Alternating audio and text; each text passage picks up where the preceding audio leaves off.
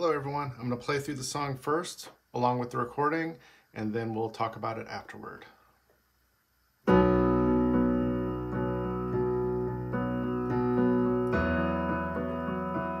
First verse, here we go.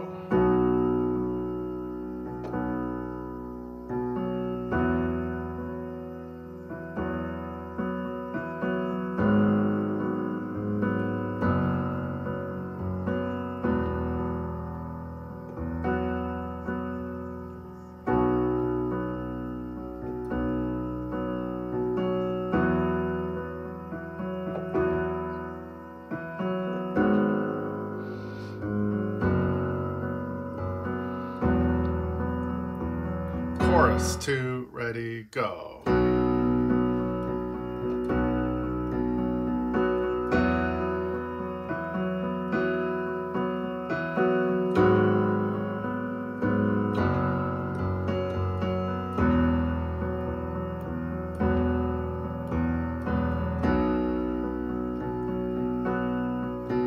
Second verse.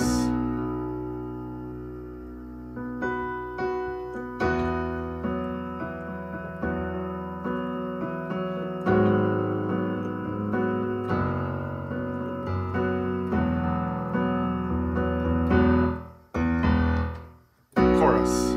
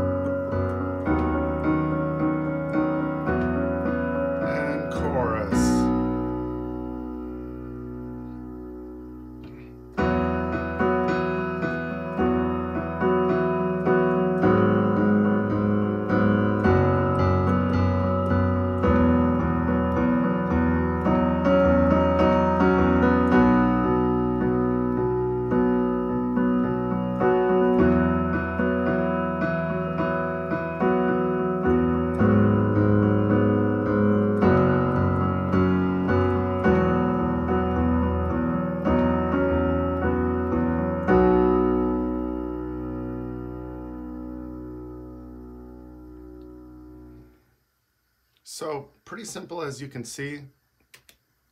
In the right hand, I'm basically just using this B5. So you can just play it down here with these two notes, or you could do all three, use both F sharps, but that's going to maintain that spatial quality to all the chords. So if you're doing octaves, octave bass notes, we got B, G sharp, F sharp, and E. Again, sometimes we're going to play E up higher, sometimes we might want to play it lower, but just those same four chords. So we got B5, and then when we move up to the E, we're now making a E sus2.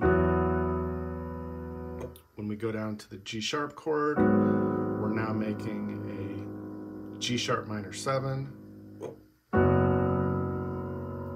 F sharp sus4, and then again E sus2. So that's our four chords for the whole song. Sometimes we're just shuffling the order. Of course, in the bridge, the order changes. So here's what we hold on at the beginning of the bridge, our B5, And then when the singing comes in, we actually start with the G sharp now. So we got G sharp, F sharp, and then here's the only real change. We go to the B5, but we have the D sharp in the bass, the major third.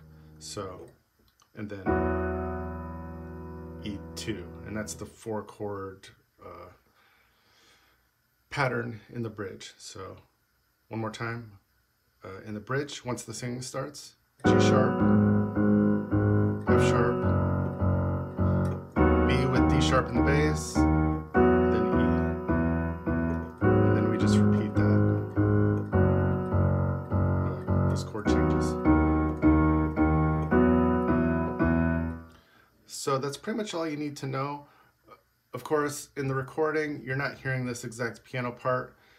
What I usually try to do is give you all what I would play if I was playing for worship, or if I wanted to just play the song by myself and sing it, or somebody else sing along with me. This is going to give you the bass notes, obviously octaves, fill it up nicely so that you got really strong bass part, and then I'm giving you those spatial chords, which is minimal movement, but this is all we need for the song, and it's going to fill it up nicely and match really what you're hearing chord-wise on the recording. And then I think the only other thing I want to mention is there is that little hook in there that you can play. I didn't bother to play it along with the recording just a minute ago, but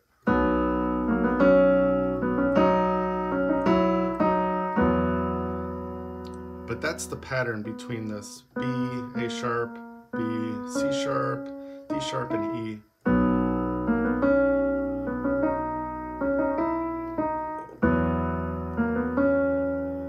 I'm slowing it down a little bit.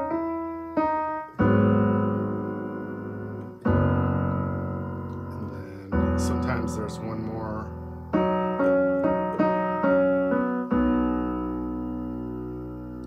So there's kind of those two hooks there that it isn't played every single time the same way, I don't think, on the recording, but one more time if you want to see that.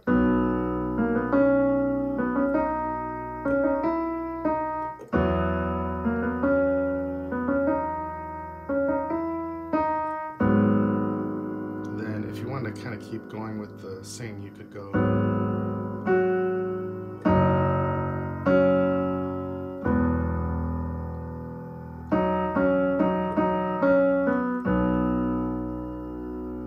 So like I said, I didn't bother to play along with it a few minutes ago when I did the cover part of this video because, well, partly I didn't want to mess it up because, like I said, it does vary just a little bit. But you can incorporate that however you want. You could do it every chorus or every time you hear the guitars do that. I think it's mostly guitars playing that hook, but a lot of times it's guitars and synth. But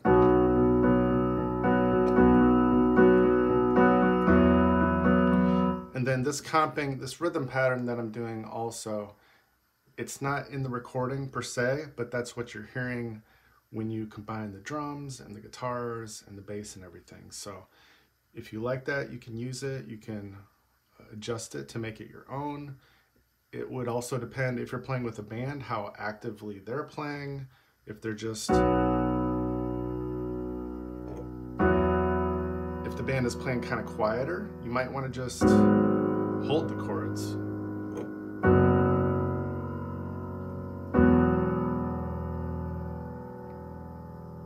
And then literally the whole song, you could just be doing this in the right hand over and over again. So pretty simple. Once you get the chord changes and bass notes down, then in its simplest version, you could literally just be playing this the whole time in the right hand. So I hope that was helpful for you all. Let me know if you have any questions, and I will see you again soon.